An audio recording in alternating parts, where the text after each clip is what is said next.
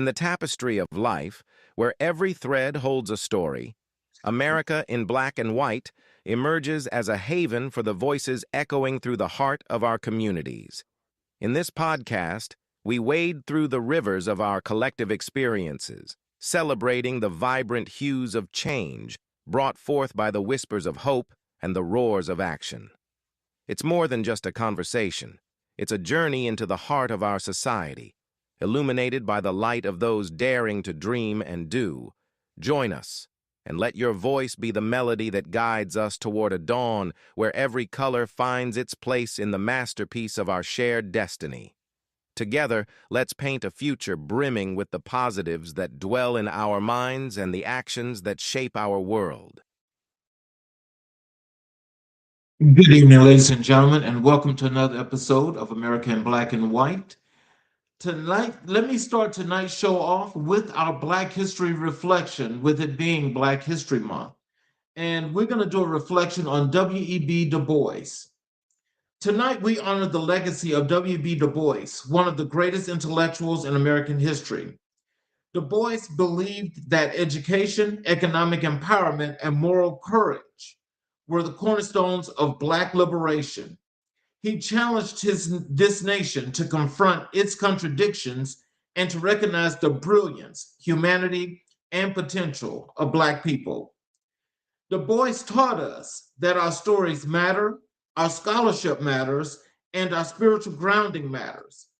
And tonight's guest embodies all three, a man whose life reflects discipline, faith, entrepreneurship, and a commitment to lifting others as he climbs. Tonight, let me just jump now into the show as we get ready for tonight, which is season 4, episode 21. Tonight, we gather once again at the intersection of truth, history, and the Black experience, a place where our stories breathe, where our voices rise, and where our legacy continues to unfold. This is America in Black and White, and on this February evening, in the heart of Black History Month, we honor not just the giants whose names echo through time, but the living builders among us who carry that torch forward. Black history is not a museum exhibit.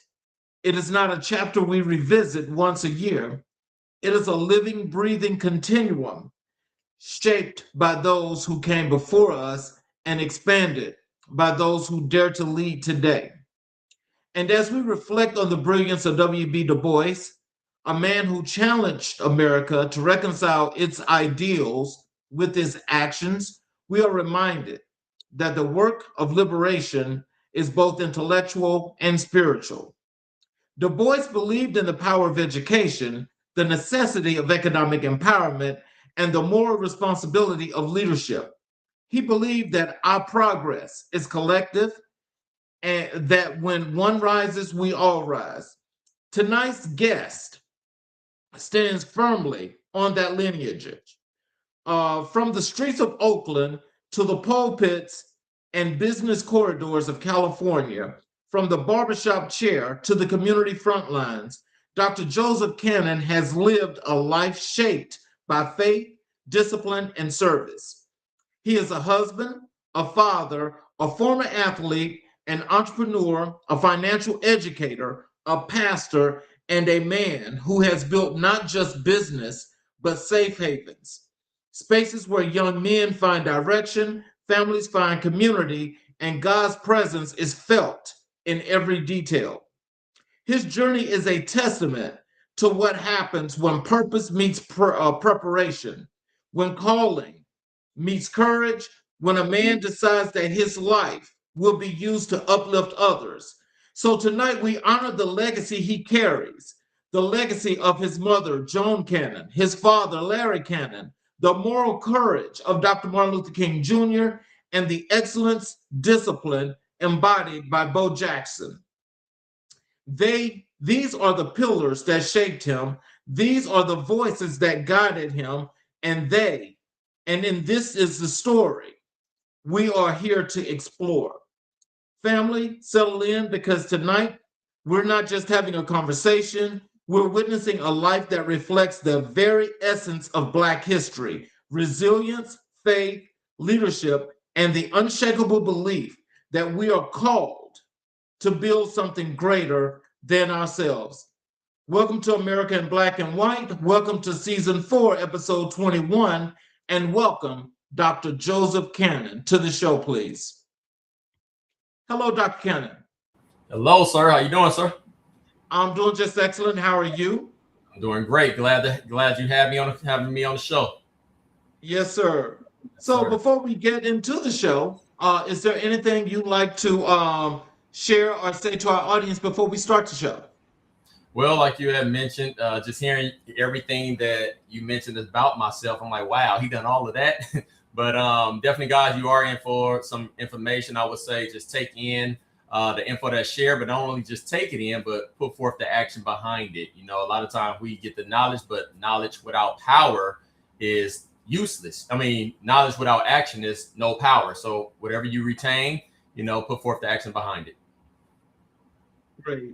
Well, so what I would like to do first is to give the audience an opportunity to learn a little bit more about you.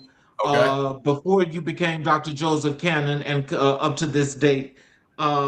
Can you tell us, growing up in Oakland, what values did your parents instill in you that still guide your life today? Well, from my mother's side, from both sides really, but my mother's side, mainly with the spiritual side, I told her I was a drug baby, you know, drug me to church.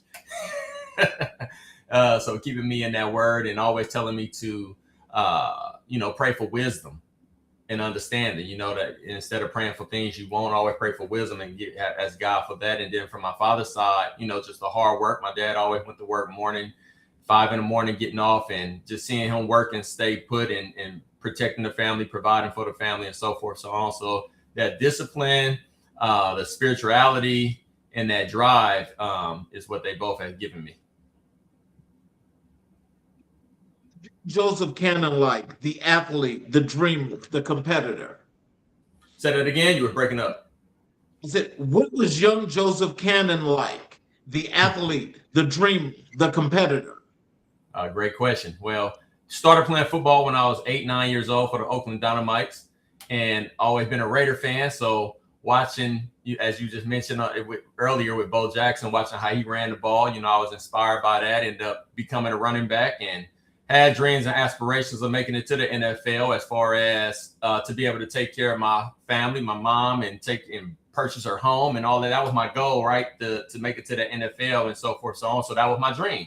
And went further on to play at Skyline High School with the late Coach Beam. I don't know those that know Coach Beam was the coach at Laney that was just murdered like 2 months ago or however, but was able to play with him, and he was able to instill so much discipline and teamwork and focus within me, where it carried not on the field but off the field as well, you know, teaching us how to get along with a group of people and how to stand out as a leader amongst that crowd. So and also with that dream as well, and playing the sports and everything, it kept me off the streets as well, you know, being a young man, being in Oakland, seeing some of your friends and family doing some of the things out there, making all the money and having all the fun, it seemed like, and so forth. But that discipline and what was instilled in me kept me focused to keep on striving, because I knew that greater is coming.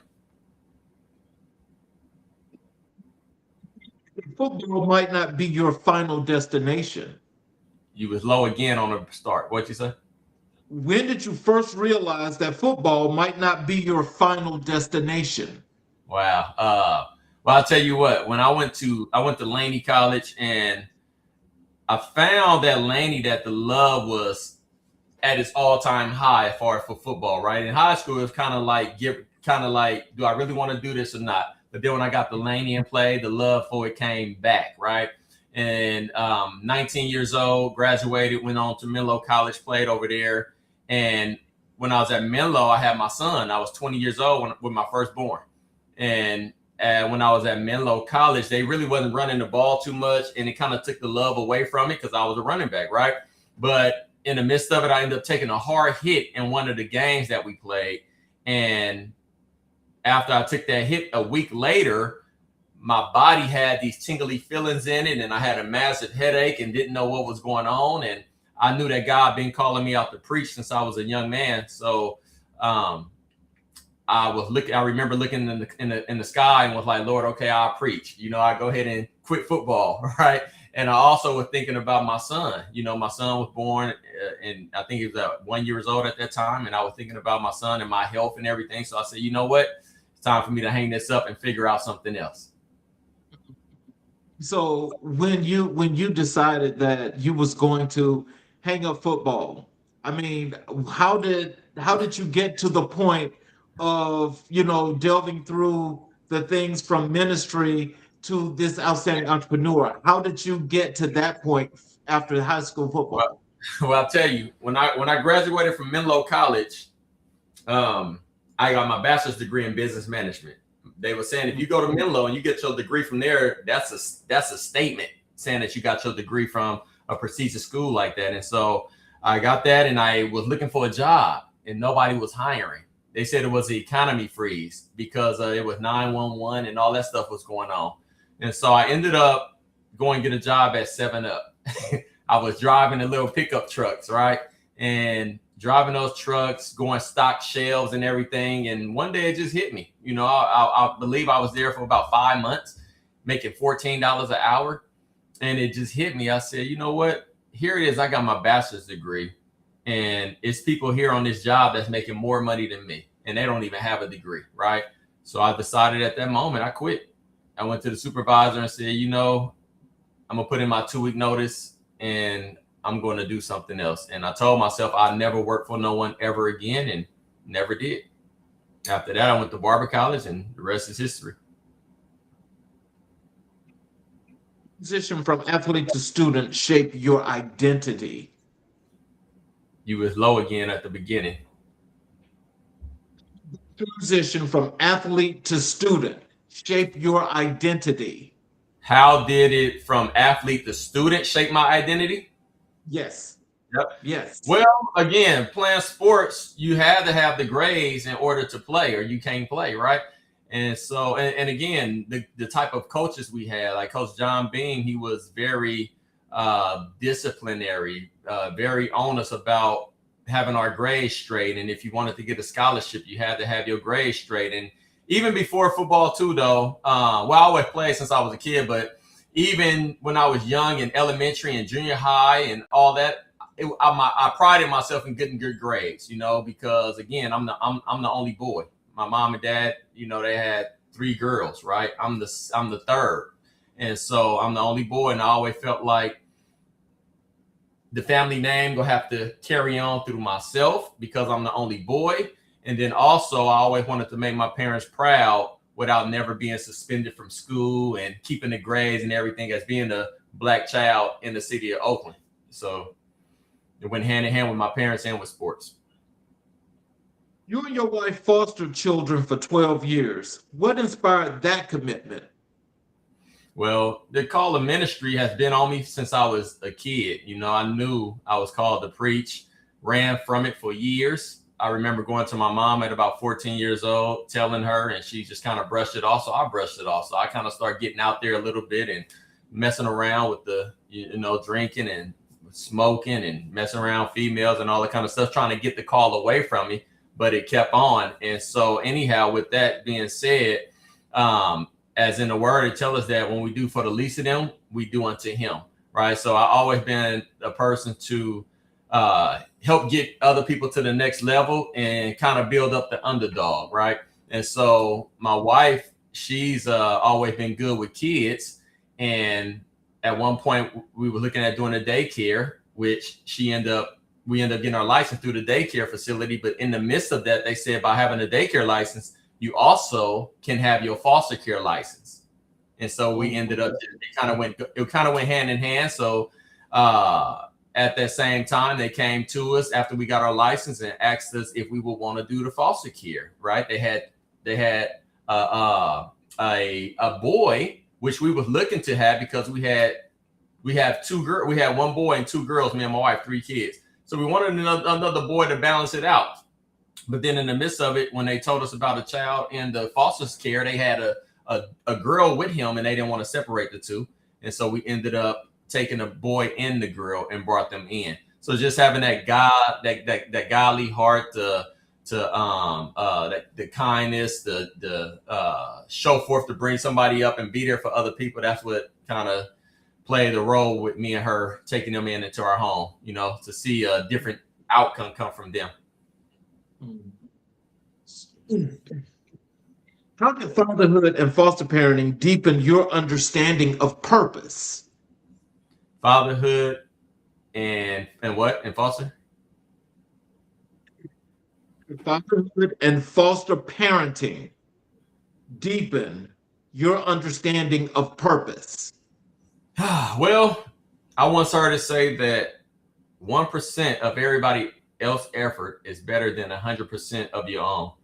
You can't do everything, right? But if you are one to help and another person helps, then it all collectively comes together and you actually see the change in the individual. Like the Bible says, a person that saves souls is wise, right? Because you see the difference that you make in that person's life by you planting a seed or watering a seed. And when God changed their life, you can see that. So the same thing as being foster parents and things, you hear of how foster kids, a lot of them end up in jail or end up passing away, right?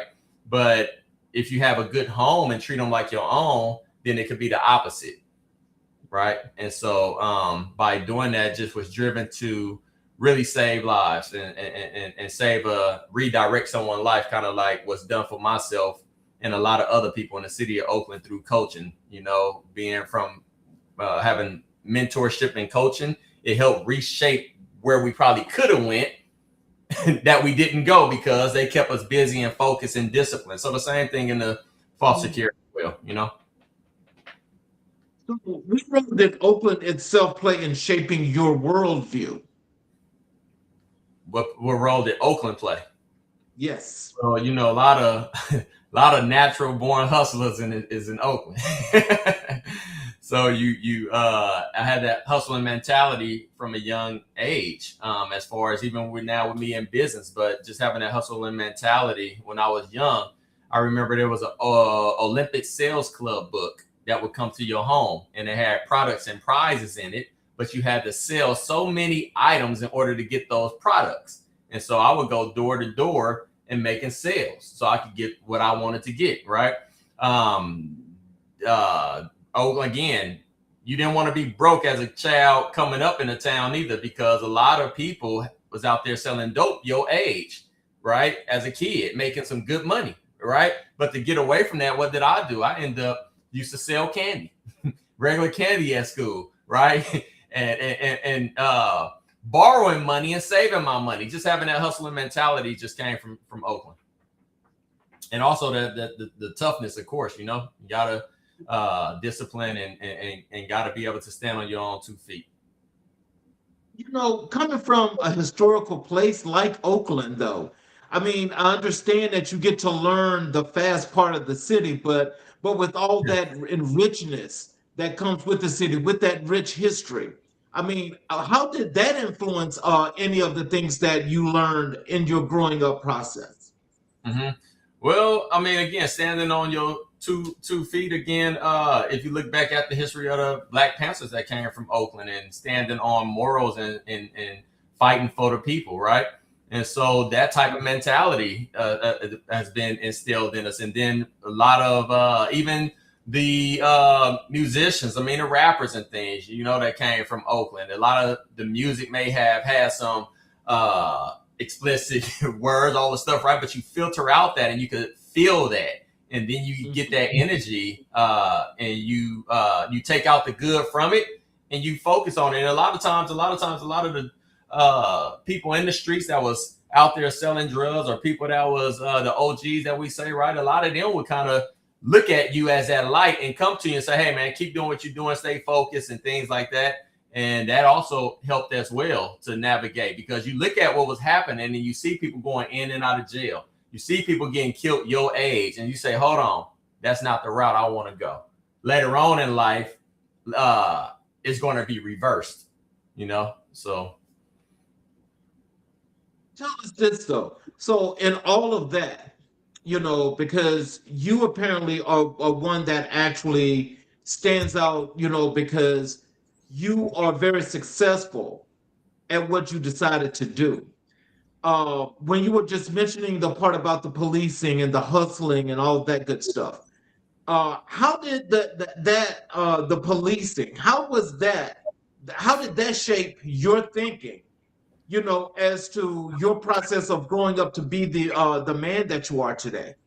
I'll tell you what, in growing up out there, I was harassed a lot by the police, right? And being a young man, I remember driving my father's car and got pulled over, and they told me they thought the car was stolen, but really it was just because I was young and black, right? And they just wanted to test and see.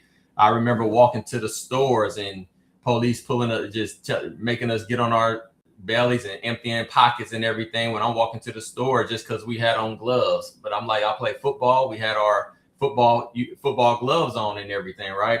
So I didn't had, numerous of encounters with the police. Never been to jail or however, but I had numerous of encounters. I had to run a few times because I'm around a certain crowd, don't know what they go plan on this type thing or whatever. So did have to run. I got cuffed up a few times and everything. So if your mind ain't right, that could be mentally disturbing for somebody, But I think me being grounded in the word of God and knowing that in the end it's going to all work out, that kept me to keep on going and keep focused. But at the same time, I knew that the police harassment and everything was real. Did that make you more mentally tough as you grew into young manhood to being the entrepreneur that you are today?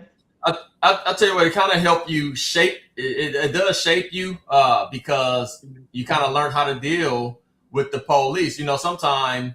Sometimes as we see, a lot of times things could escalate, but you kind of learn how to navigate and deal with them, right? And so that's what it has taught me as well, But you said something about with navigating with the business, or what? How did it work? Yes, how did it shape your mentality, as you got to be the businessman that you are today? Did it strengthen your mentality? Did it sharpen you as in dealing, with crazy situations as they pop up? How did that shape that mentality that you have right now for business?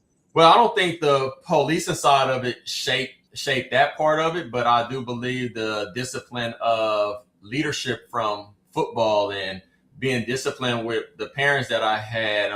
Having being chastised for making our mistakes or however, and just that discipline. I'm very disciplined, and being able to put a rule out there, and if this is what it say, this is what we got to stick with. So I think that more shaped me into being the businessman that I am. Seeing how household was ran, seeing how the coach ran the football team helped me to be able to run barbershops, helped me to be able to run a team of financial agents and so forth.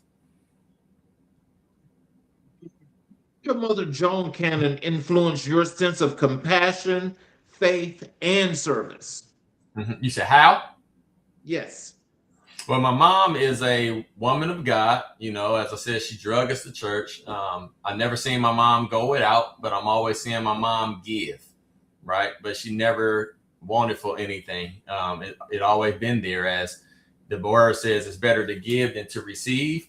And I seen that through my mom. I seen my mom taking in people that wasn't family and doing for people that wasn't family. I seen my mom bringing in my cousins to live with us when we was growing up and taking care of things. I seen her taking care of her sisters and her brothers and all that kind of stuff. So that really played a part in shaping me into the compassion and heart that I have as well. Did your father, Larry, teach you about discipline, manhood, and leadership? Well, my dad was a different breed, but he taught me strength. He taught me do what you want to do and don't worry about what other people think. Always do what you want to do, not worry about what people say, this and that. And he didn't say it in that way, but but definitely. And the discipline side, as far as, my mom was really the disciplinary, but if my dad stepped in, it was serious. So a lot of times he didn't have to step in, but when he did and that voice come, he had a deep voice. So his voice would get you straight. Yeah. So a a lot of things from my dad, I learned just observation and things. He wasn't one to sit down with me and had that one-on-one talks like that. But when we rode in cars, in the car together, he'd give little nuggets, you know, to check in with me, like, how this going, or you do this, or you make sure you do it. And those are our rides and talks that stuck with me. What stands out as the turning point in your life? Again, something went on in the beginning. I think when you're looking down, it ain't catching you when you're reading. Okay. When you look back, what moment stands out as the turning point in your life? Woo! It's a couple of them. One of them, when I was in high school, I experienced the first hurt of losing a loved one. Right, I lost one of my cousins got shot and killed in Oakland. I believe it's like 17 years old. That right there really was like eye-opening of death, heartache and everything, right? And, you know, when I was in college, I went to an all-white school, basically, and not all, but predominantly more, right? And I remember talking to a young white girl there, and she was asking about, we were talking about death. And I was sharing that I lost about 24 people that I knew already that had passed away. And she was like, wow, I ain't lost nobody but people like my grandma age. But for me, it was like I done lost people 17, 20, and 15, all that kind of stuff coming from where we come from. So those kind of things helped me look at it like, well, it's a whole nother world out there, right? And when I went to barber college, one of the main turning points that stuck out to me is when I got my barber license. You know, I was always on the fence of this faith run with God. Like, is he calling me? Is he not? Am I this? Am I not? And so I had to go take a barber test, and my model faked on me the night before my test. And so I had to go around Oakland asking people can I cut their hair? And I went to prayer and prayed to God, and God delivered a homeless man to me. You know, a homeless man was on the corner and yelled at me and said, hey, you got some change? And I hit a U-turn, and I asked him if he had some hair on his head. He said, yeah, I do. And he took off his head, had a head full of hair. And so then I asked him, do we have an ID on him? And he said, yes. And he said he was an old veteran, right? And then he said, I have a Bible too. Now, I didn't ask him if he had a Bible, but he said he had a Bible. So that let me know this is who God placed there. I took the man, spent the night, he took him to the hotel, had him stay with me, everything. And I'm young, right? And so the next day I took my test, and I thought I failed, but I passed the test, got my barber license, right? And so from that point on, I went back to the barber college to explain to them, to the students, to let them know you want to make sure you get your model before your time comes, because this is what happened to me. And so while I was at that college, the barber instructor came to me and asked me to go cut hair in Fremont. Now, I had previously told him no twice. This was his third time asking me to go cut hair in Fremont. But because of that experience, it made my faith go up so high that I said, you know what? I'm going to step out on faith, and I'm going to go to Fremont. And I went cut hair in Fremont, right? The next year, I bought the shop where I went worked at. Oh, wow. So it elevated my faith. Right.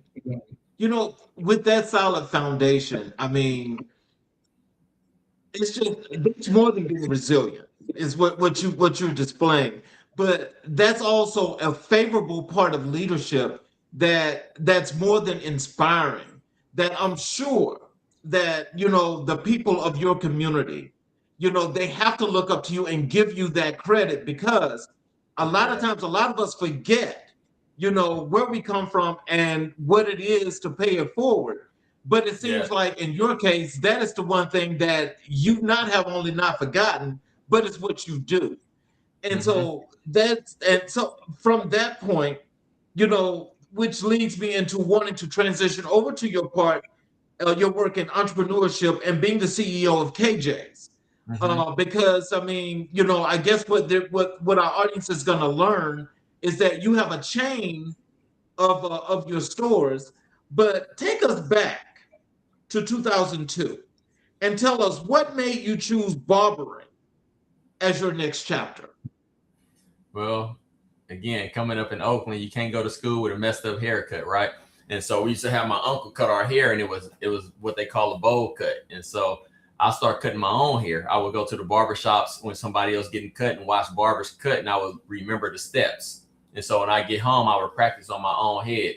I was 15 years old. And so then I start going to school. People ask who cut my hair, and I say I did. Now they want me to cut their hair. So now I'm cutting hair at 15, 16-year-old, making $5 and stuff, $10, cutting my uncle's hair, all that kind of stuff, right? And so after everything wasn't working with getting a job, and of course the NFL dreams was done, my mom kept on telling me you should go to barber college. She used to tell me that before, and I was like, I ain't about to be no barber. I don't want to stand behind no chair all day and just be standing. I need to move. And so anyway, but after it all hit the fan, that's when I went to barber college. And then that's when I ended up getting my license and getting over there to Fremont, you know. So I started at 15 because of that. But when I went over to Fremont, that was my first barber shop that I was actually working at. And I was working under a barber that had just bought the shop. Now, I was thinking, so my mind was I was going to go work at Supercuts. The reason I was going to go work at Supercuts is because I just won a first place hair competition with Supercuts, and I was thinking more so going over there, being a manager, having benefits and travel and all that, because barbers don't have no time off, right? But in the midst of me thinking of all that, when I got to the city of Fremont, there was a guy that was with me when I took the homeless man, and he came to the shop and he told me one day, this gonna be your shop. And I kept saying, no, this ain't gonna be my shop, you know, and he kept insisting, right? The name of the shop when I got there was called Master Clippers. And it was a guy by the name of Ken that just bought it from a guy named Kameh. So Ken bought the shop. Ken changed the name of the shop 6 months later to KJ's Barber and Hair Creations, which stand for Ken and Jamie, right? Him and his wife. But at that moment, I knew God was building this shop for me and one of my business partners, because I'm Joe. I had a business partner that I started off with named Kevin, right? But we say KJ stand for Keeping Jesus. And so at that moment, I called him and said, hey, we ain't even got to look for a shop anymore. God is building this shop for us. KJ is Keeping Jesus. And 6 months later, the guy's wife job relocated them, and they had to move to Seattle, and he had to sell the shop. And we was in a position to buy the shop. You just jumped into my next question, but I'll ask it anyway because I think there's a little bit more to it. Is KJ stands for Keeping Jesus. Why was it important to build a spiritually grounded business? Mm-hmm.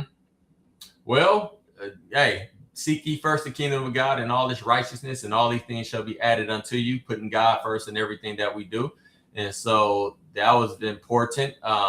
Wanted to change the trajectory of how barber shops was looked at, you know, and have a niche, right, that's set apart from other shops. So that niche is the fact that when we open up the shop, you would have morning prayer.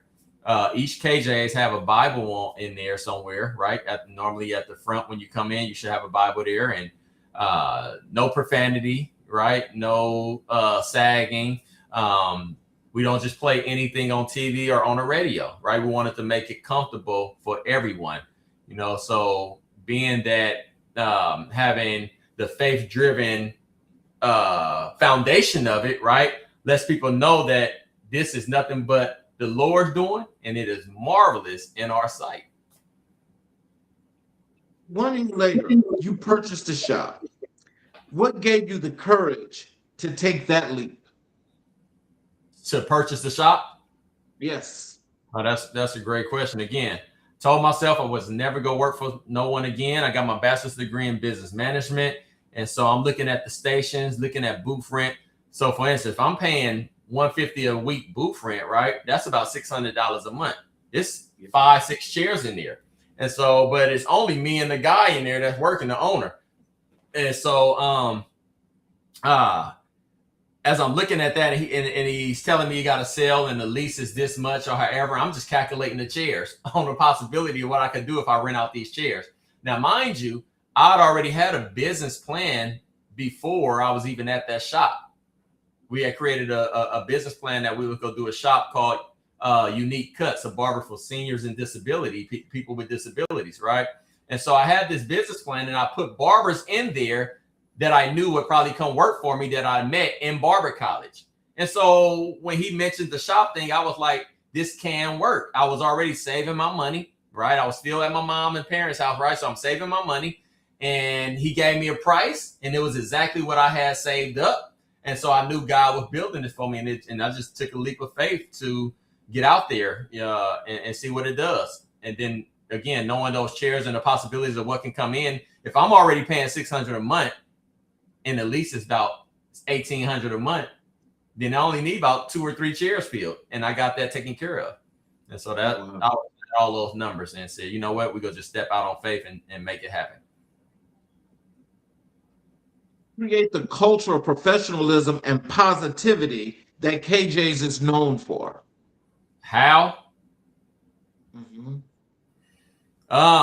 Well, when we hiring the people, having a contract, or some type of agreement, that they would see and that they would abide by when we have an interview and let them know how the shop is to be ran.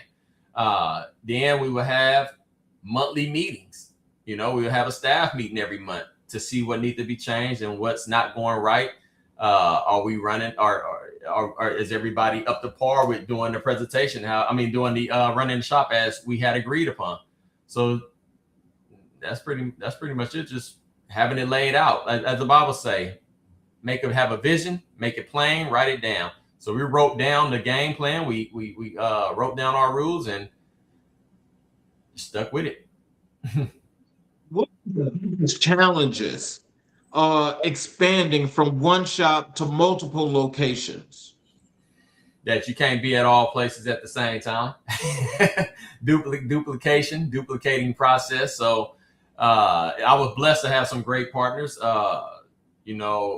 At the shop in Fremont, I had a guy, of course, my guy Kevin was there, but then I also had another guy by the name of Gerard who ended up saying he wanted to be in partnership. Well, I had another guy that one of my guys I played football with in college that wanted to be in partnership. So I'm knowing these guys. So I felt like I didn't want to do a shop, of course, by myself, because if you're doing it by yourself, you got to be there. But if you have a partner, it can help you expand.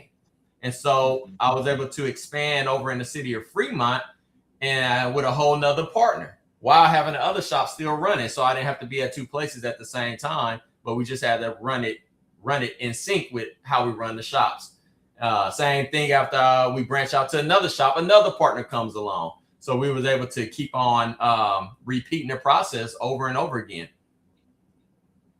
So how did you choose your business partners as the chain grew? Well, my first business partner, me and him been together since 1st grade. And so my last name is Cannon, and his last name is Rozier, right?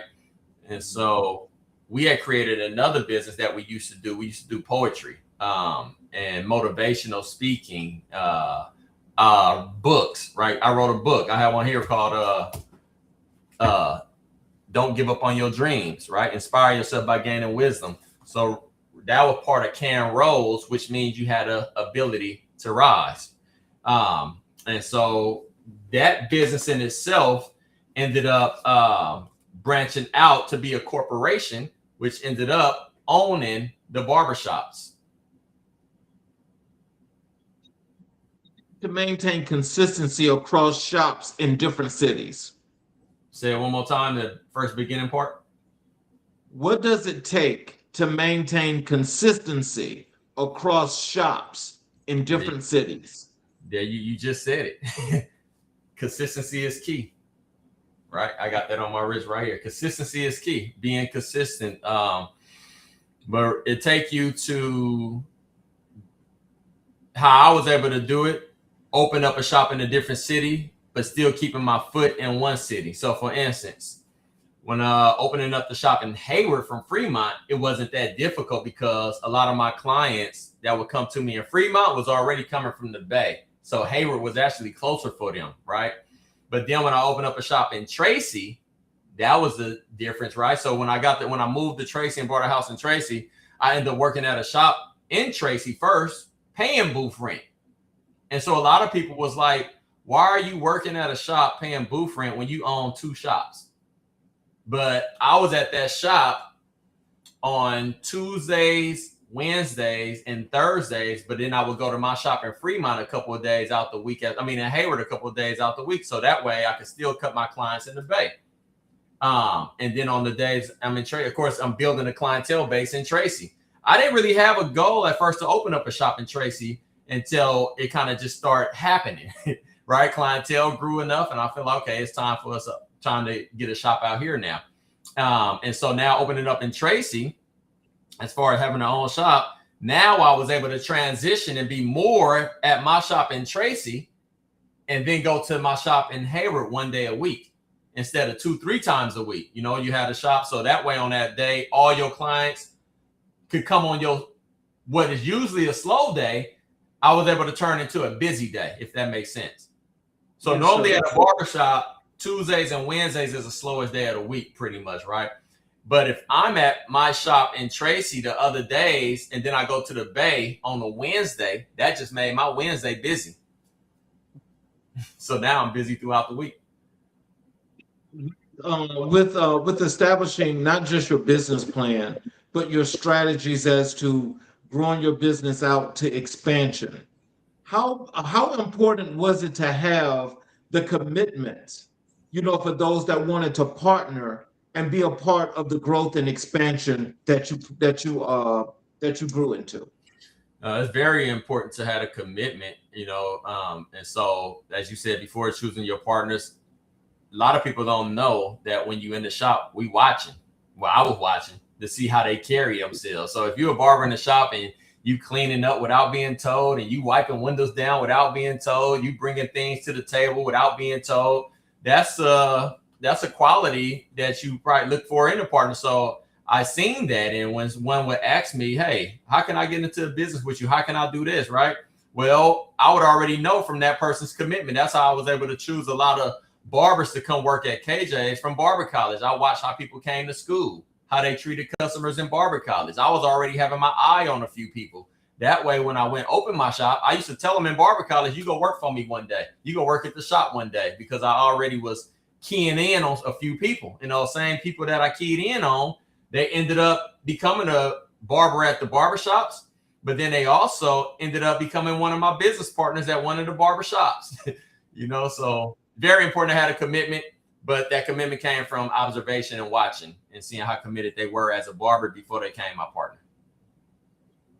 So are you guys, for all of the business establishments that you have been able to create, are you guys partners, you know, with all of those, or just particular businesses? Some of the partners are partners with me in the financial business as well, and some of them not. At one point, we had 8 barbershops, 8 locations over in the city of Fremont, Tracy, Brentwood, Newark, Oakland, Stockton, all over, right? But COVID happened and we wasn't considered essential. So we had to close all the shops at the same time. So today we have 4 shops still remaining. Okay. Yeah. Wow. But COVID came, that was tough. So how do you balance entrepreneurship with ministry and family life? Working the calendar. so like today, Monday is kind of like gym and get back, do some business on the financial side, but at the same time, get into your Bible for Bible study questions so that I can have it ready for Wednesday for Bible study, right? Once Friday, Saturday come, I'm tuned in on getting that word together for Sunday morning. I only cut hair one day a week now. So I go to the shop on Thursdays at 5:30 in the morning till about 12:30, and then I'm done. Other than that, I'm doing financial education. So what makes KJ's more than just a barbershop?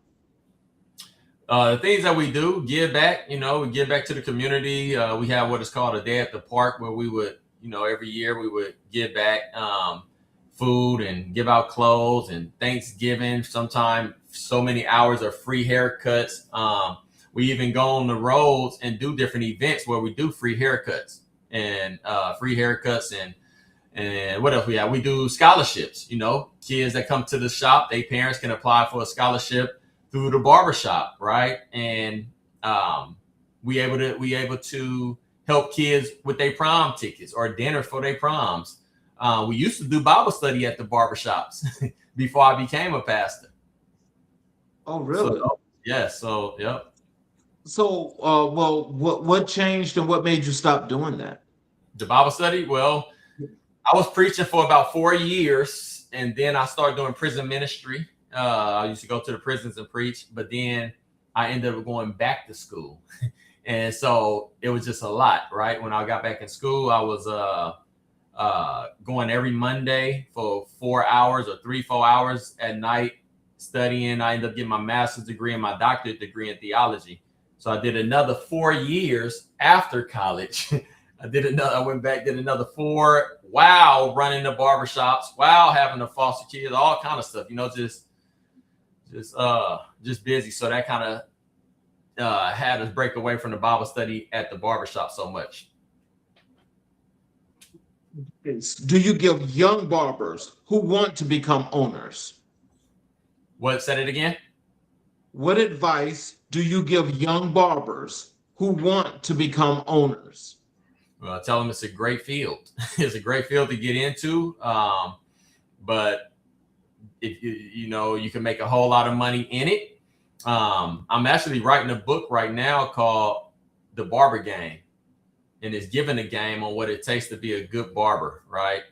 Because it's not always about so much you being the best haircutting barber, but it's about, like you said earlier, consistency. It's about being there. It's about that first impression when people see, right? So this book is centered around what it takes to be a good barber and what it will take to be a barbershop owner. Because some people just want to be a barber, but some want to be a barbershop owner. So within the book too, I give that type of advice on what it takes to be a barbershop owner as well. So back to the question, if you coming to me that want to be a barber, I would say, yeah, it's a great field to get into. Take it seriously. Treat it as a 9-to-5 job. Show up when the time say on that door, because a lot of barbers treat it, they come in when they want to and leave when they want. But if you treat it like a 9-to-5 and you treat it having your guaranteed hours of when you go be there, then that's how your clientele would grow, because people know you there when you're supposed to be there. So let's transition over to your work in financial education and economic empowerment. You're also a real estate broker. What drew you into real estate? Great question. Again, when I was at when I was at the barbershop in the city of Fremont early on, it was hit on me as far as giving scholarships to kids, right? And that came from coming out of Bethel Missionary Baptist Church under the late Herbert Geist. They used to give us scholarships from the church. And so how can we give scholarships from the barbering industry, right? And so we started a company called Karen Rose Foundation, which is a nonprofit. And that's where the scholarship aspect came in on that. And so I felt with the real estate, the type of money that people make in real estate, when I close a house, I could take some of that money and donate it to my own nonprofit, give it out as a scholarship, and write it off on taxes for me. Look at you reading them regulations. That's what's up right there. That's the way you do it. Yeah, write it off. You're getting the big checks from real estate. Go put money in the church, put money in the Karen Rose Foundation. Those are 2 nonprofits. Then I can write it off. So how do you teach financial literacy to people who've never had access to it? Great question. The same way it was taught to me, I hadn't had access to it. There's a video I always like to bring up with these fleas in it. If you look it up on YouTube, it's some fleas in a jar. And if you put the lid on this jar, the fleas won't jump out the jar. We just keep hitting that lid, right? But if you let that lid stay on there for 3 days and you remove the lid, those fleas will not jump no higher than the level that was set by that lid, right? And so even they offsprings, when offsprings come about, they won't jump no higher than the level that was set by the lid. So I tell people the same in life. We only have so much financial education from our parents and our grandparents based on what they was taught, right? And so we're taught it, but if we don't get the knowledge from these books right here, like The Wealthy Physician, Becoming Your Own Banker, money, wealth, life insurance, right? So getting that knowledge in us helps us be able to jump out the jar. So what we do is we either do in person or on Zoom, right? I get on Zoom with someone, share my screen, and I will teach them and show them in 30 minutes the advantages and disadvantages of the different accounts that we place our money in, and show you what accounts you're able to make money in and never lose money, or what accounts you're able to grow your money tax-free and not have to pay taxes, or what accounts you're able to grow your money in that keeps up with inflation compared to not keeping up with inflation. So I'll go over those rules in about 30, 40 minutes and just show them right on Zoom. I mean, it's really interesting to know how your focus has evolved, and it's evolved and it's evolved. Yeah. When you got to the financial part, what drew you into the financial literacy that you wanted to give back to the community to help folk along? That's a great question as well. When I read this book right here, Money, Wealth, Life Insurance, right? And it talked about how banks put money in life insurance assets, and talked about how during the Great Depression, 6,000 banks closed their doors, but not one life insurance company went out of business. 2008, 400 banks went out of business, but not life insurance, right? So that was an eye opener. And then to understand that Walt Disney that we see today is only here because that guy was able to take a loan from his cash value life insurance policy to fund what we see today. McDonald's did the same thing. J.C. Penney's, Nike, right? Putting all this money into these faucets of life insurance, you know? So you learned a lot about the the instrument itself, or did you just learn just the functionalities of insurance? Because some would think that they work hand in hand, but there are a lot of people that can't afford certain instruments that really work multifaceted. So which did you learn first, or did you learn both, or how did that come to be? Great question. I learned both. I learned both. And so to answer that too, let me go back to the other thing. The other thing that had me get so driven on this is I seen that on CNN, it showed that the net worth of a black family in America is only $24,000. And when I ask us, and I'm talking to us, and I say, how much is your net worth? A lot of us don't even know what net worth is. And then when I say, if you sold everything you own, how much would it be worth? A lot of us just laugh because they don't own anything. And so it was so sad that I said, man, we got to make a change. And that's what really drove me to really be pushing this as well. And so, as you said too, with both faucets of the life insurance, to help people not have a black eye against life insurance, because a lot of times people think life insurance and it's eerie, they think death, right? But it's living insurance because of the things that you can do with these accounts, even while you're living, right?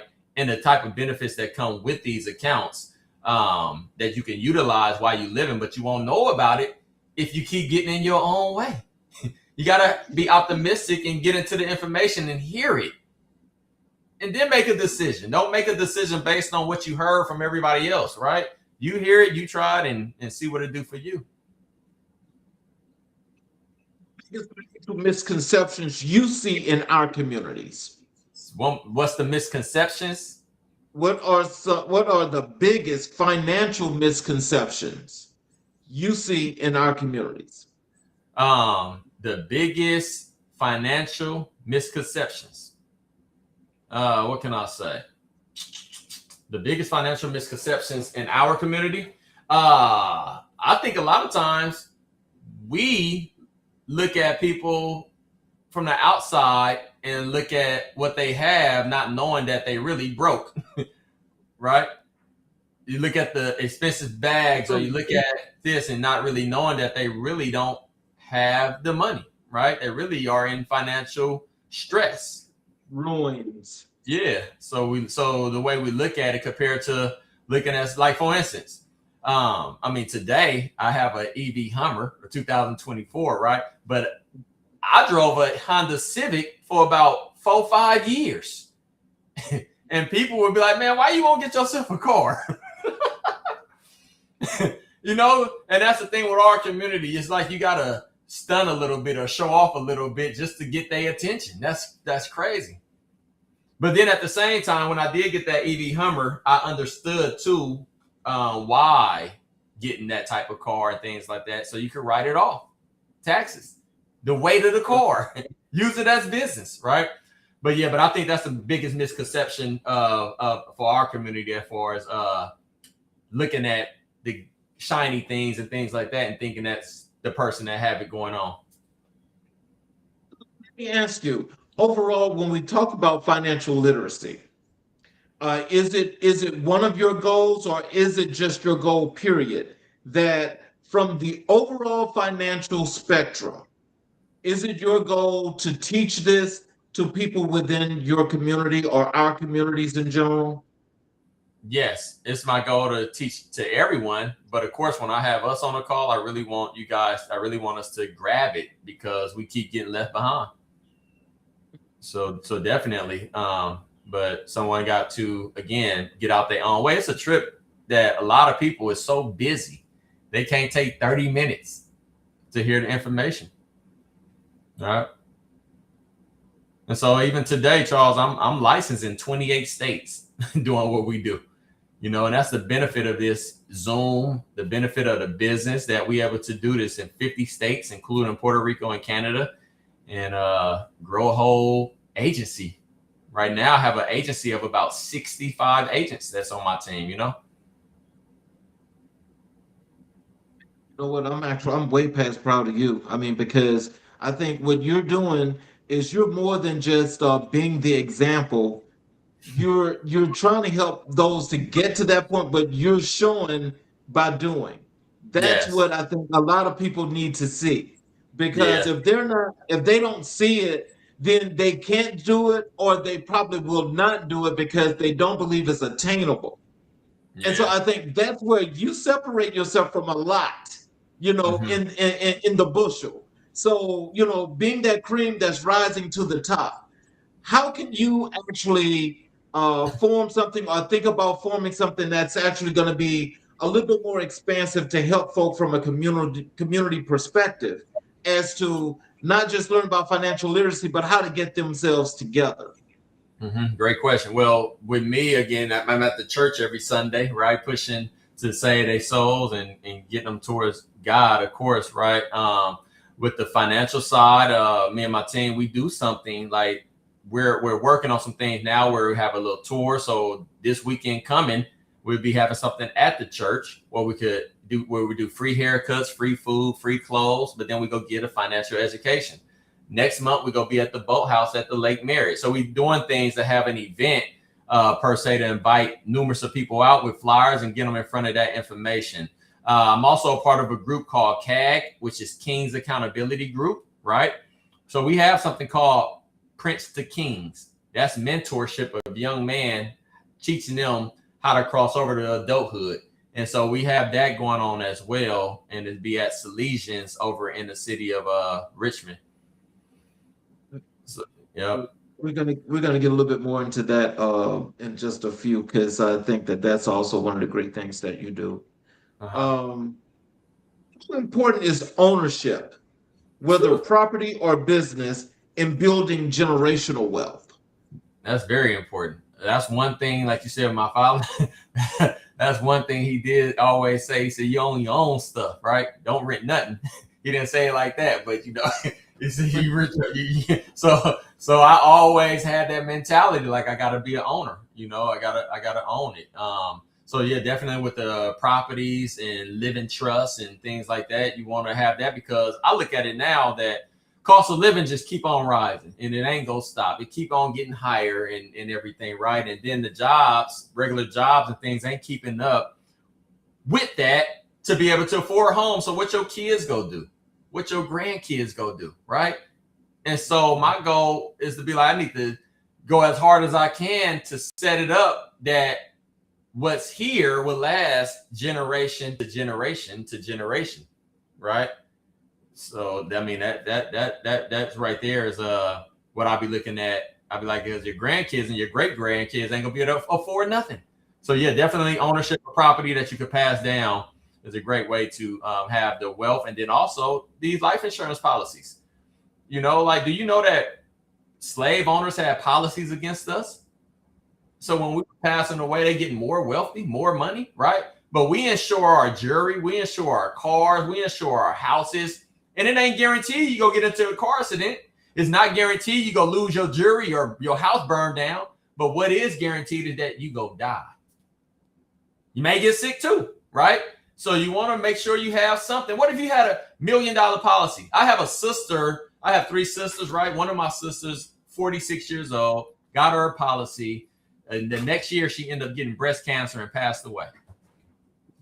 And she was able to leave her family $250,000 at 47 years old, right? What if that was $1 million policy? What if it was a $2 million? What would her kids be in position in right now, or her husband, right? Then I have an auntie who lost 2 kids to the city of Oakland out there in the streets, right? Didn't have nothing on them. But then you got the GoFundMe's, right? So again, it's guaranteed we go die. But unfortunately, a lot of us feel like I ain't leaving them nothing. I had to work for it. They gonna have to work for it. And that's just the wrong thinking.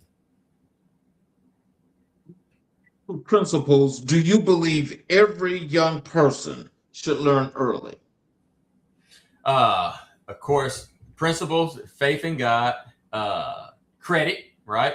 How to maintain the credit, and then also residual income, you know, how to make money when you sleep. Warren Buffett said, if you don't find a way to make money while you're asleep, you'll be working until the day you die.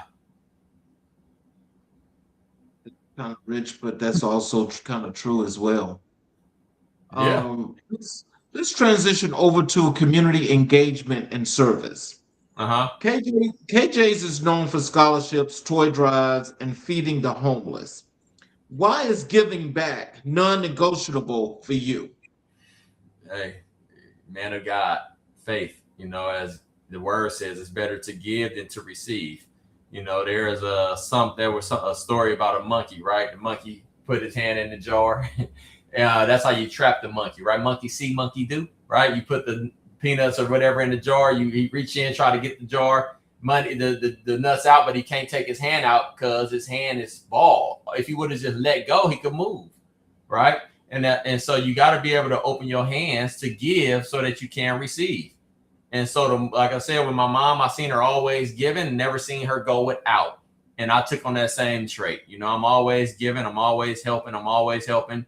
And God always continued to pour back in. So your part of giving is basically your seed that you've been planting. And then later on, the harvest is going to come. So it's very important to me as far as being that giver. Community need do you feel most called to address right now? The community need. What community need do you feel most called to address right now? You feel that's called to address right now? The financial, the financial side of things, because it's that simple. A lot of times you could put a plan together for $50 a month and start growing your money with compound interest. You're right. So it's flexibility, but you could say you do a $50 a month policy, and this money is growing in this account with compound interest. The money is growing with the growth of the market, but it's not going down with the market. But at the same time, you got a $500,000 policy, right? That you could leave your family if something was to happen to you. And then if you were to have like a heart attack, stroke, cancer, major organ transplant, anything like that, you could actually utilize some of these accounts because they come with living benefits. So now you could take 90% of that $500,000 policy, which is $450,000, and use that for medical bills or use it for what you need to use it for if any of those things that happen. So I think that's very important to stress because right now it's about less than 30% of people don't have enough money, don't even have $400 if an emergency happened in their home today. You know, something happened. There's so many people living paycheck to paycheck. One emergency will make them bankrupt or stressed, you know? So do barbershops serve as cultural hubs in Black communities? Mm-hmm. You said, are they served as? No, I said, how do barbershops serve as cultural hubs in Black communities. But back in the day, they used to say the barbershop was like the church, right? You go to definitely a lot of news and updates and all that stuff happens in the barbershop. And it's a lot of counseling going on in that barbershop because you have clients come in your chair and you basically a counselor. They giving you all their problems. They venting about what they going through at home. They venting about their jobs and all that kind of stuff. So you basically counseling at that moment. And then whatever is happening political or in the world is kind of getting talked about in the barbershop, and you getting a debate going on in the shop. So you're getting a lot of knowledge between those barbers as the floor is open as that open forum, and then clients participating in. So definitely culturally a spot that you could come in and vent out and get that counseling that you might not get, because a lot of us may have needed counseling and never went to counseling, but the barbershop you can let out. So what stories from the community have stayed with you over the years? What stories? Yes, from the community have stayed with you over the years. Well, in Oakland, when I told you I wrote that with the homeless man, they ended up doing an article on me called "The Power of God" to kind of let it be known that the faith in God has changed the trajectory of my direction of where I was going. And then being with the barbershops, I mean, you have shops been rated best in the cities, different articles going out, been recognized with the Capitol at the state of Sacramento Capitol, or however, the city of Sacramento State Capitol building, being recognized as honoree for the type of business. Things like that. And then just a community outbring when we do have our functions in the community, really pouring back in and just saying what they got from the shops, how it inspired them, how it motivated them. Those that went to school off of our scholarships coming back and saying, thank you. That scholarship really helped me. All that kind of stuff, Those things stick with us. For young men who walk into your shop searching for direction. It did it again. I think when you about to start, come up and then out here. You mentor young men who walk into your shop searching for direction. That is, man. Listen, for years, again, barbering is that counseling spot, but for every time we get someone in the chair, young man or however, the directions of where they're going because they're sharing things with you, and you just kind of tell them you've been there and done that type thing, and kind of veering their direction to another way. I have a young man that used to come into the barbershop. He told me he was an alcoholic, right? He had accidents. He woke up in jail not knowing how he got there. And I would just mentor him a little bit as I'm sharing with him, talking to him about God and everything. But one day, his mom came into the shop, and his mom told me that her son had read my book, Don't Give Up on Your Dreams, Inspire Yourself by Gaining Wisdom. And that's her only son. She do not want to lose her son. And can I really mentor him? Because he speak highly of me. He admired me and this and that. So I took him under my wings and really start pouring into him, not letting him know that his mom did come out to see me. And from that today, he's one of the members at my church. He's been baptized. He don't drink no more. He got a daughter of his own and everything. And he got a job and doing real, real well. So that came from right at that barbershop mentoring. True community leadership look like to you? True community leadership? Yes, sir. Well, look like someone like myself. Someone that's committed, someone that don't just talk about it and do it. Like I said, we about to do free. I live out in the valley now, right? But the church is in Oakland. So this weekend we're gonna be doing free haircuts, free food, free financial knowledge right at the church. So that's what it looks like, giving back. days at the park, as I mentioned, scholarships, giving back to the less fortunate, because the Bible says, to much is given, much is required. And it's our duty to give back, not just talk about it, but be about it and go out there and put forth the action behind what we're saying. Your pastoral calling and theology. You preached your initial sermon at 27. Yes. What did that moment mean to you? That I was finally answering the call. It was nervous, it was scary, but it was like, wow. And it was kind of like, wow, Lord, you calling me? like me, type thing. But it was surreal. I had dreamed the moment before it happened, so it was just kind of like a confirmation for me when I was preaching that first sermon in front of all those people. But just to see God step in, knowing that all this time I've been running, I just couldn't run no more. So, theological studies deepen your understanding of ministry. How did your theological studies deepen your understanding of ministry? Well, just in school with the different, because in school it was a mixture of different denominations, of course, right? Okay. And my church is non-denomination. I just don't put no Baptist behind it or anything like that, right? It's just like the barbershop, keeping Jesus. That's what the church ministry is about, keeping Jesus. And if the Bible say it. But with the theology school, it kind of was somewhat just teaching of the kingdom of cults and things like different religions and what some of the other religions' beliefs are. And then also, even in the midst of it, the different ministries in Christianity, how certain churches operate, so we was getting some of that within the theology as well, and definitive dissertations, it had you look deep into the word when you had to do a dissertation or a thesis.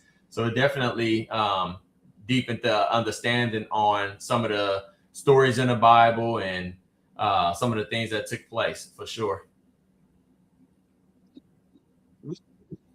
Saving one soul at a time, mean in practice. Well, again, the Bible says one plant, one water, God adds an increase. So you may plant a seed, the seed, you may give a word, somebody else come around and water the word, but it's God that adds an increase. So even in the Bible, it is said how the angels are rejoicing over one sinner that repents, right? And so saving one soul at a time is what it's about. Maybe even if nobody show up, but one person show up, you ought to preach like the house is full. Because that's so.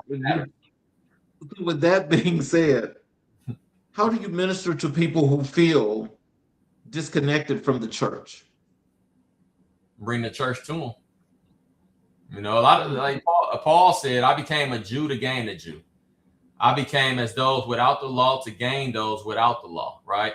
Sometimes you have to, like I come from the streets of Oakland. I've been around hustlers and pimps and all kind of things, right?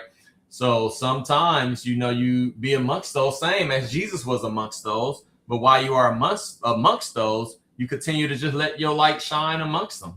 Certain things that they may do, you don't do because of your faith, right? One time I went to a bachelor's party that they had at a club, right? This was early on when I started preaching. And everybody there that was with us was doing what they do, maybe drinking and smoking and everything, right?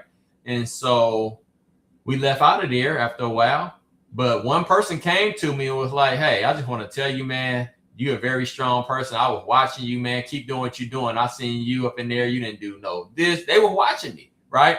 And so that's more of the ministry. The best sermon preached is one lived. So being amongst the crowd, being amongst them and just letting your light shine, eventually you win some of them over. What is the greatest lesson pastoring has taught you? That is not for the faint. When I became a pastor, it gave me a whole nother respect for pastors.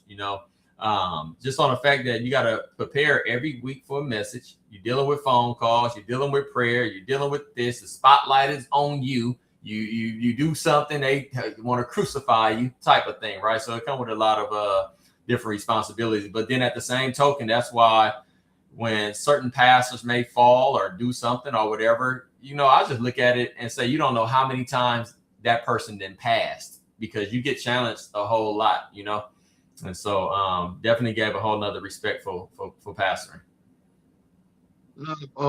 When we talked, I mentioned that we do Black History 365. And I asked you, who was the most influential people in your life and career? You said your mother, your father, Martin Luther King, Dr. Martin Luther King Jr., and Bo Jackson.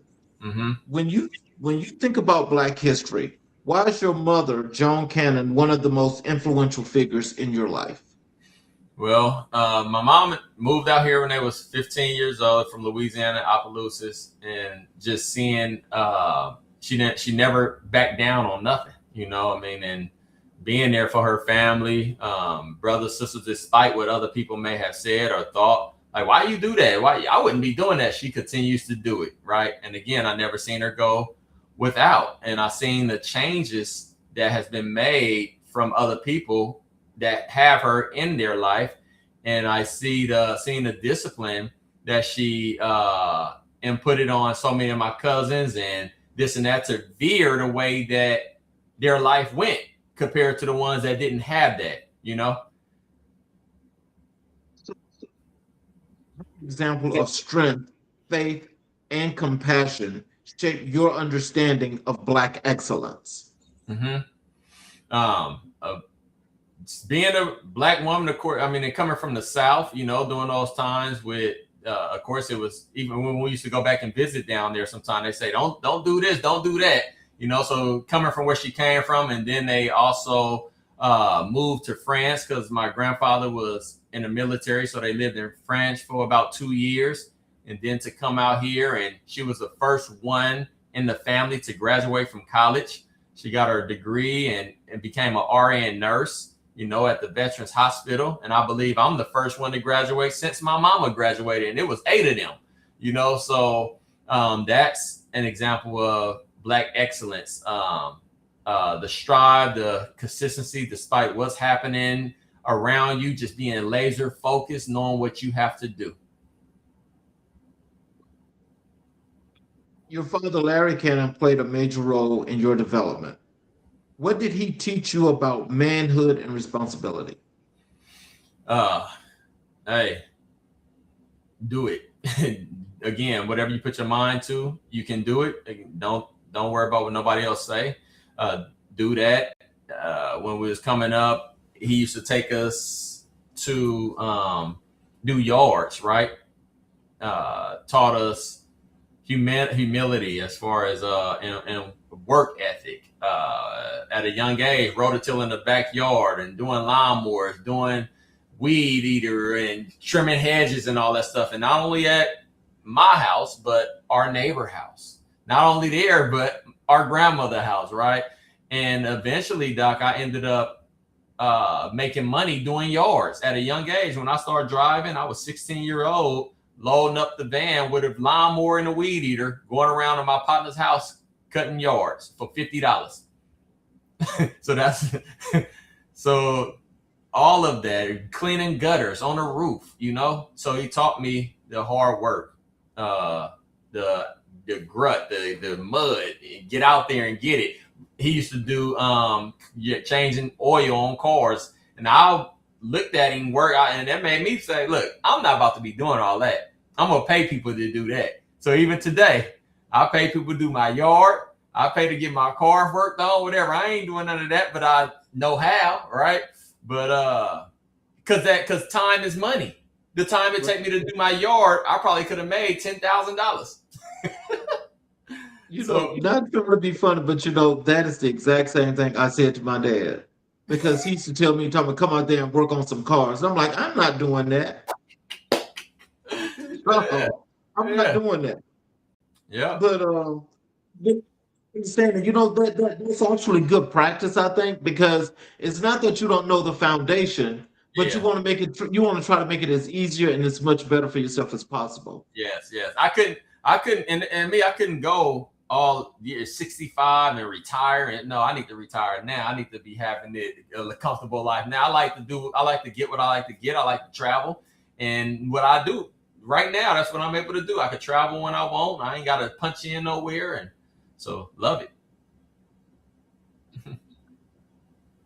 Ethic, leadership influence your approach to business and ministry. One more time.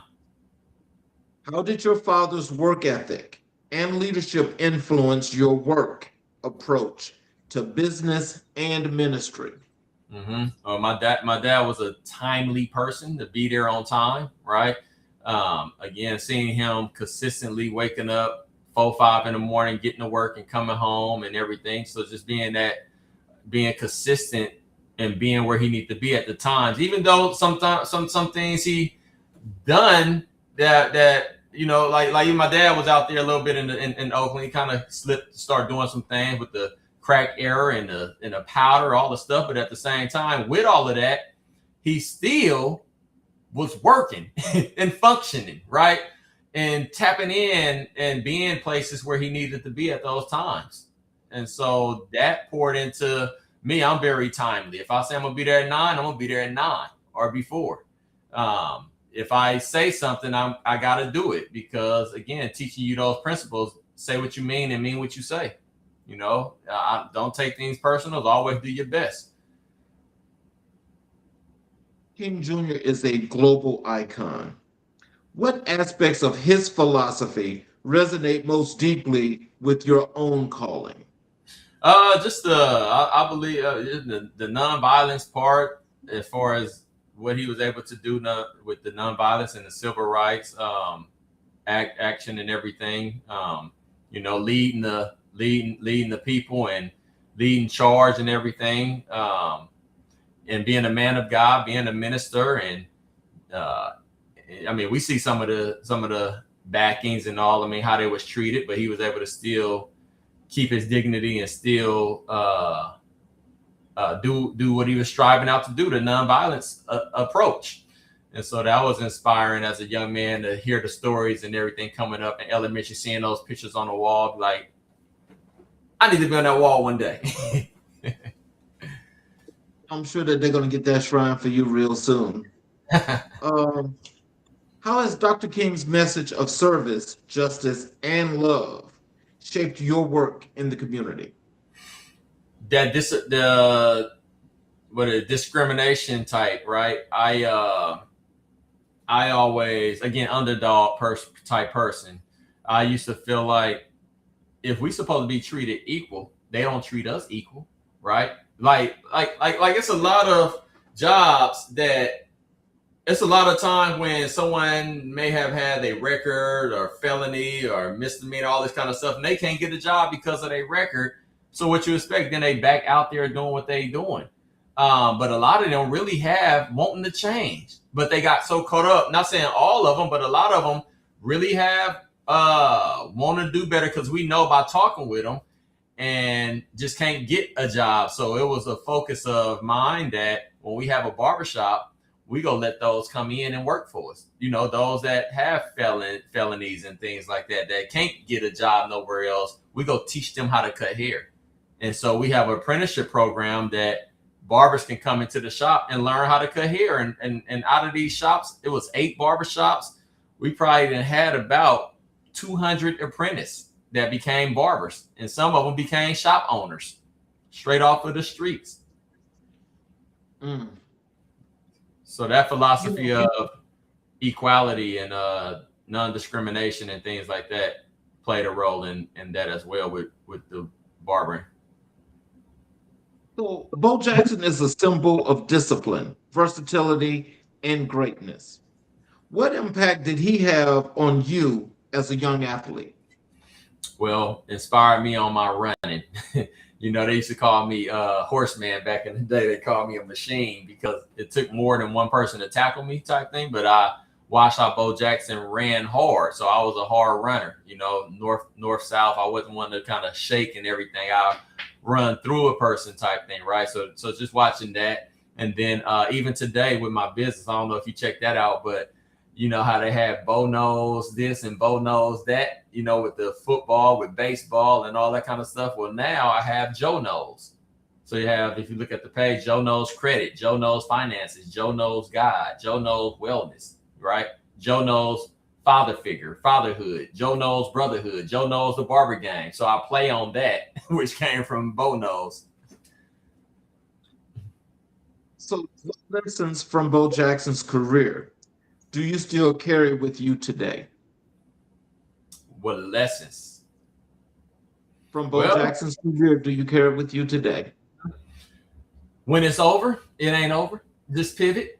You know, don't panic, but pivot, right? Look at, I mean, after all that happened with him where he couldn't play no more, he still kept on going on. I believe he even continued with baseball right after that, right? He pivoted and kept on moving. He didn't let that stop him, you know? So that's one thing. I mean, life happens. I lost my dad 10 years ago. I lost my sister 3 years ago. But it didn't crumble me. Of course, I preached their funerals. I preached their eulogies, right? And people were like, wow, how you do that? But it's all about keep going. All things work together for the good to those that love the Lord. It's a lesson in the message, right? You know, just mentioning Bo Jackson, I do remember the very last game he played, that playoff game against Cincinnati, when he suffered that horrible hip injury. Yeah. And on that tackle, when they said Bo Jackson football career was over, I thought that was like one of the saddest things in the world, because I don't think there would ever be a two-way player that had the impact he had on both sports. There would never be anybody else to reach that standard. Yeah. He definitely set a standard. Yeah, definitely. So even his football number, I wore number 34. Really? Yeah. Individuals, your mother, your father, Dr. King, and Bo Jackson collectively shape your mission. Yeah, the front part was out again. Do these four individuals, your mother, your father, Dr. King, and Bo Jackson, collectively shape your mission? Hey, collectively shape my mission? Yes.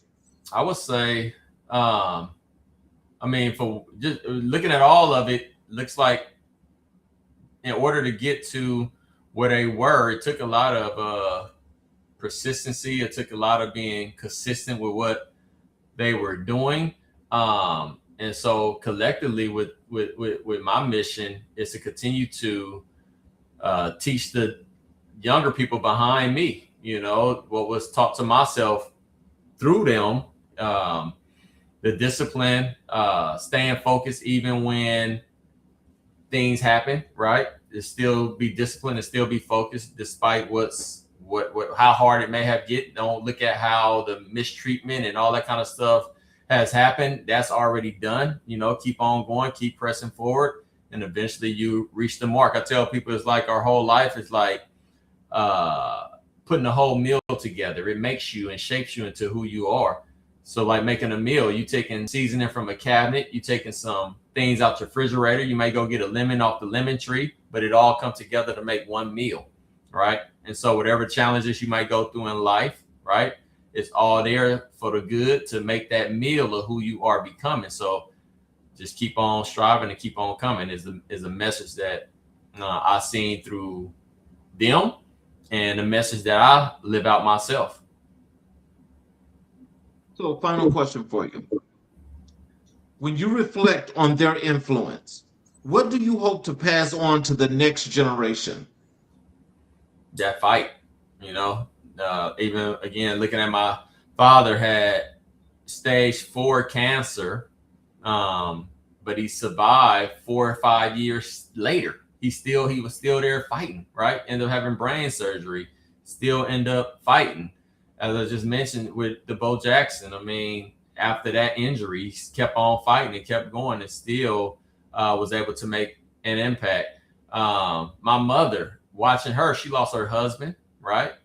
And she lost her daughter, and she's still going. Like she ain't lose no sleep. Like, you know, she still smiles, still help people. Some people use that as a reason or an excuse to not do something, but she's still the same person, still keep going on. Some people like, oh, I ain't got time for that. I lost my husband, I lost my daughter, but she didn't have no bitterness in knowing that in life, that's what happens, you know? But a lot of times people make excuses, and I tell people this, that excuses will continue to excuse you from reaching your goals. You know, you keep on making excuses, so you got to just keep pressing. And of course, again, with the Martin Luther King for taking that weight on his back and carrying the weight of everybody, you know, even despite what it all meant, right? Even despite the ridicule and everything that he was going to have to endure and take, he still took it. And so that's what I do as well. It's a lot of weight, but it's a heavy as the head that wear the crown. You know, and I just keep on pressing, keep going with that understanding. So, in closing, do you have any words of wisdom and encouragement for our audience, telling them how they can connect with you via your social media, your websites, they can find your books, all of that good stuff? Mm-hmm. Yes, definitely. I have my website is joeknowsllc.com. Again, joeknowsllc.com. You can see all the accolades there, but then my Instagram is joecan_entrepreneur. joecan_entrepreneur. And words of wisdom, I would just say, again, whatever you have your mindset on, of course, it may not happen overnight, but just keep on striving towards it. And eventually it will happen. You just got to keep on pressing towards the mark and keep on going. As my book says, don't give up on your dreams. You know, inspire yourself by gaining wisdom. Keep on going. Don't buy into other people's ideas. You know the vision. A lot of people don't have your vision. The vision that God gave you is for you, but it's up to you to help everybody else to see the vision later on. So it may not make sense right now, but you keep on striving. You know what you know, and just go for it. And eventually everybody else goes see it later. Like when people told me, did you know this was going to happen? Congratulations on all those shops and this and that. Well, that was part of the business plan. I was excited when God gave me the vision. So I wasn't too excited when it happened because I already was excited knowing it was going to happen. We'll say this before closing, that I want to thank you for being here and sharing your story that really helps and impacts our community in more ways than you can ever imagine. You know, when thinking about financial literacy, when thinking about just community in general, for being connected and being unified, for the scholarships that you guys provide.